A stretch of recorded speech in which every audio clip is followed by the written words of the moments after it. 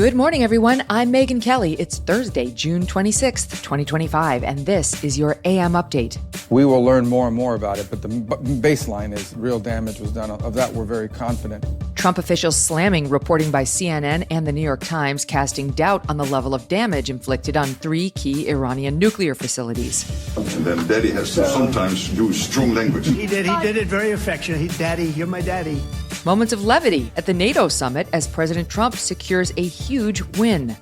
Closing arguments in the Sean Diddy Combs trial set to begin today, and House Speaker Mike Johnson's message to Democrat Congresswoman Jasmine Crockett. All that and more coming up in just a moment on your AM update.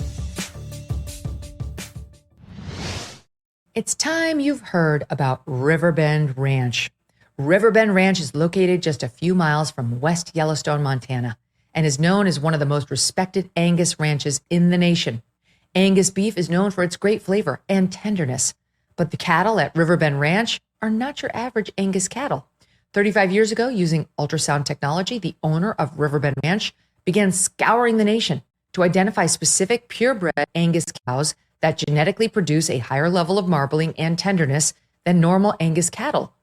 After over 30 years of careful selection and breeding, Riverbend Ranch developed beef that has superior flavor and tenderness.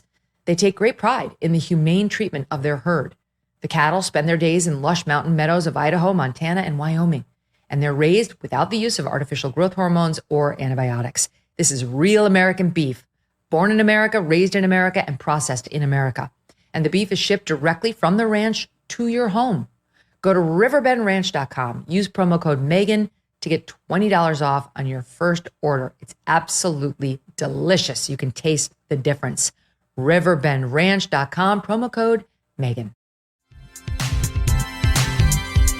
The Trump administration slamming reporting from CNN and the New York Times, casting doubt on the effectiveness of the U.S. strike on three key Iranian nuclear facilities. CNN reporting an early U.S. intel assessment suggests the strikes did not destroy the nuclear sites, citing descriptions provided by, quote, people familiar with the assessment.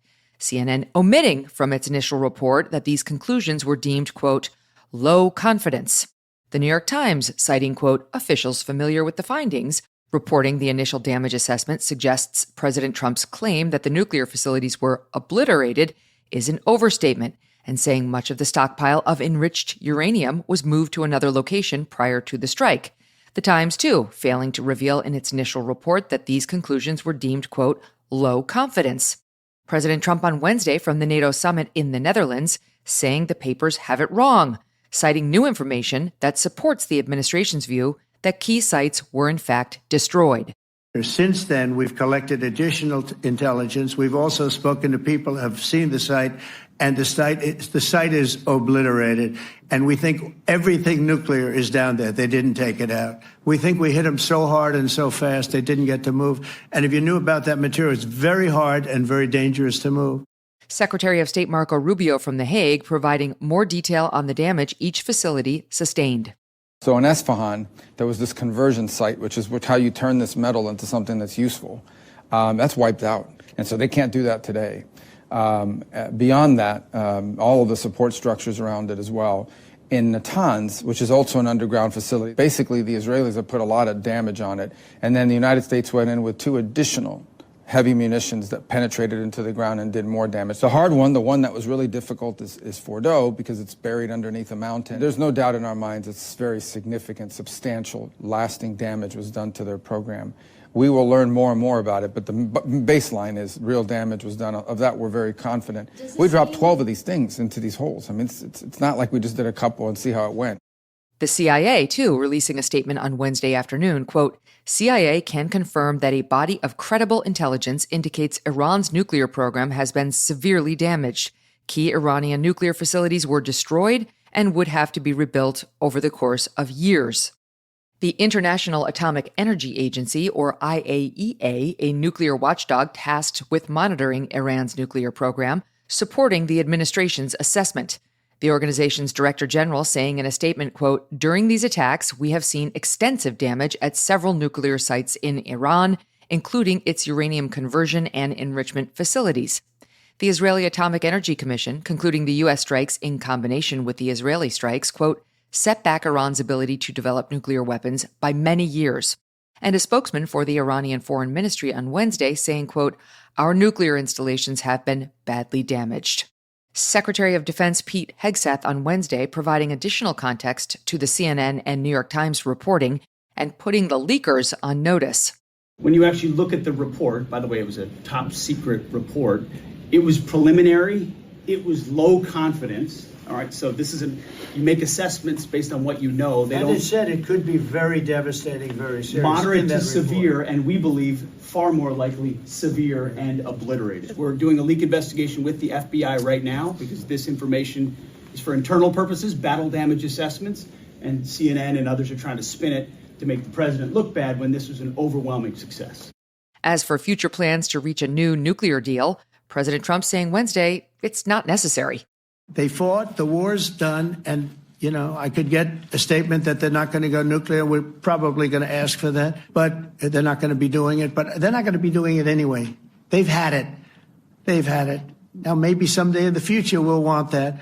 But I've asked Marco, do you want to draw, I just asked him the question as we were walking on the stage, do you want to draw up a little agreement for them to sign? Because I think we can get them to sign it. I don't think it's necessary. On Wednesday, the NATO summit concluding at The Hague, the meeting between member nations striking a particularly collegial mood, in contrast to the typical media portrayal of President Trump as a bully and unreliable ally to the U.S.'s longstanding partners. President Trump securing a key victory at the summit, with NATO's allies agreeing to boost defense spending targets to 5% of their respective GDPs, more than doubling the longstanding benchmark of 2%. President Trump touting the win at a NATO press conference.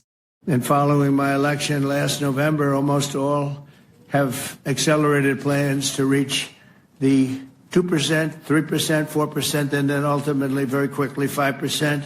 When the allies reach this number, it will add more than $1 trillion a year to our common defense. And this is a monumental win for the United States because we were carrying much more than our fair share. It was quite unfair, actually. President Trump and NATO Secretary General Mark Rutte appearing to really hit it off throughout the summit. This moment between Mr. Trump and Mr. Rutte, who is the former Prime Minister of the Netherlands, discussing the recent ceasefire deal with Israel and Iran, quickly going viral. They've had a big fight, like two kids in a schoolyard. They fight like hell. You can't stop them. Let them fight for about 2-3 minutes, then it's easier to stop them. And then Daddy has to sometimes use strong language to get stopped. President Trump asked about that comment later in the day. Mark Rutte, the NATO chief, who is your friend, he called you daddy earlier. Do you regard your NATO allies as kind of children? No, he likes me. I think he likes me. If he doesn't, I'll let you know. I'll come back and I'll hit him hard, okay? No? He did it very affectionate. Daddy, you're my daddy. Do you regard your NATO allies, though, as kind of like children, and they're obviously listening to you and they're spending more, and you're obviously appreciative of that, but do you hope that actually they're going to be able to defend themselves, defend Europe on their own? I think they need help a little bit at the beginning, and I think they'll be able to, and I think they're going to remember this day, and this is a big day for NATO. Secretary General Rutte also asked on Wednesday about his attitude toward President Trump. The language that you have used when talking to Donald Trump has been notable because of its flattery.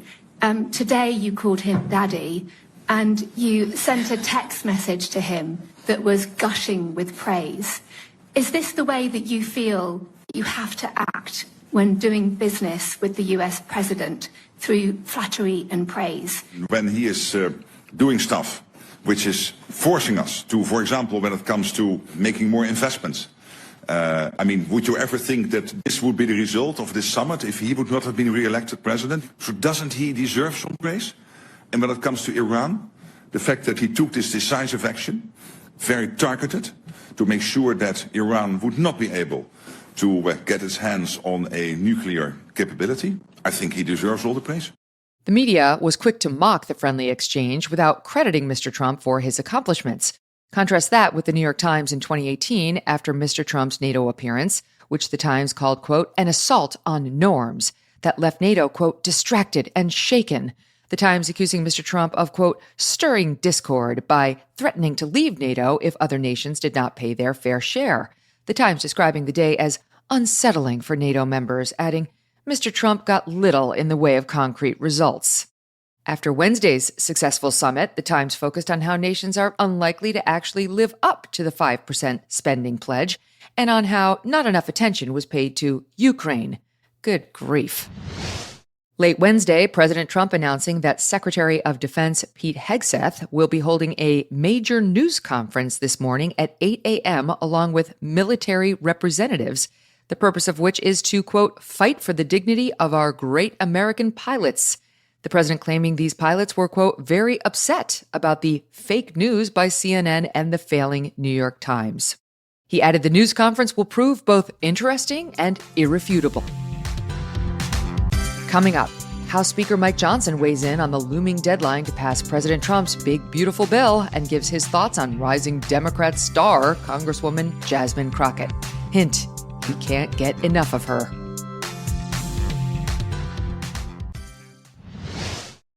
Tax Network USA is ready to proudly celebrate our nation's birthday, honoring freedom, resilience, and financial independence. To mark the occasion, they are offering 10% off all services through July 4th. If you are dealing with back taxes or you missed the April 15th deadline, don't wait. The IRS is rapidly stepping up enforcement. Penalties can add up quickly, up to 5% per month, maxing out at 25% of your total tax bill, just for not filing. And that's on top of what you already owe. But here's the good news. Tax Network USA can still help you turn things around. Whether you are self-employed, run a business, or your books are a complete mess, their team knows how to cut through the chaos and find solutions that work. Your consultation is always free, and getting ahead of the problem now could help you avoid harsh penalties, wage garnishments, or surprise bank levies. Call 800-958-1000 or visit tnusa.com/Megyn. That's 10% off all services through July 4th as part of their celebration of our nation's birthday. Regain control of your finances with expert help from Tax Network USA. The prosecution in the Sean Diddy Combs trial informing the judge ahead of a Wednesday meeting on jury instructions that they are dropping 3 alleged predicate acts supporting the racketeering conspiracy charge against the mogul.